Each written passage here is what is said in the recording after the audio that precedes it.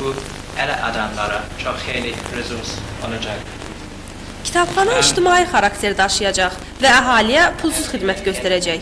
Qeyd edək ki, burada ancaq ingilis dilində olan ədəbiyyat toplanılıb və 2000-ə yaxın müxtəlif sahələrə aid kitablar var. Bu isə o deməkdir ki, burada bütün oxucu qrupları nəzərə alınıb.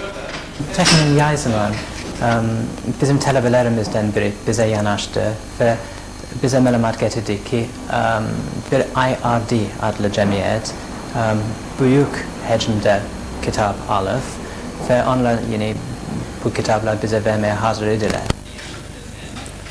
Müsahibin dediyinə görə istənilən şəxs bu kitabxanadan istifadə edə biləcək.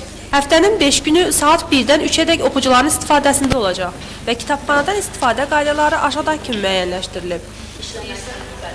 Biz yalnız 10.000 manat zəmanət tələb edəcəyik və ona görə biz bu kitabları, gözəl kitabları itirmək istəmirik.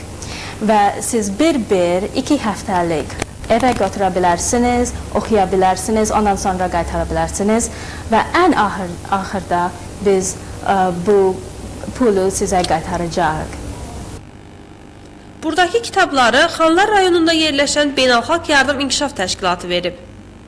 Biz Amerika Dövlət Departamenti tərəfindən maliyyələşdiririk və bütün bizə gələn yüklər Amerika Departamenti tərəfindən verilir. Bu kitabları da həmçinin Amerika Departamenti tərəfindən humanitar yardım kimi almışıq və respublikada bir çox kitabxanalara paylamışıq.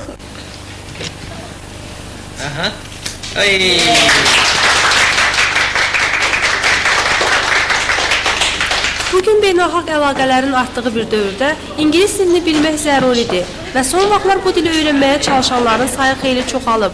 Sözsüz ki, bu sahədə onların ədəbiyyatla bağlı çətinlikləri az deyil. Bu kitabxananın fəaliyyəti ingilis dilini öyrənmək istəyənlərə köməklik göstərəcək. Xalidə Babayeva, Rövşən Əmrasonoğlu, Xəbər Plus.